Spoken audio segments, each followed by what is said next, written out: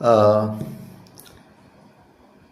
ಇವಾಗ ಎಲ್ಲ ಎಲ್ಲ ಗಂಡಸರು ಅಂತಲ್ಲ, ಯಾರು ಗಂಡಸರು ಕೋರ್ಟಲ್ಲಿ ಡೈವರ್ಸ್ ಕೇಸೆಲ್ಲ ನಡೀತಾ ಇದ್ದರೆ ನಿಮಗೆ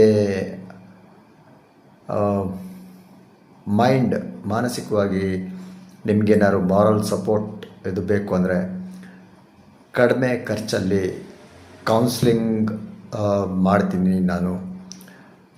ವಾಟ್ಸಪ್ ಮಾಡಿ ಕಾಂಟ್ಯಾಕ್ಟ್ ಮಾಡ್ಬೋದು.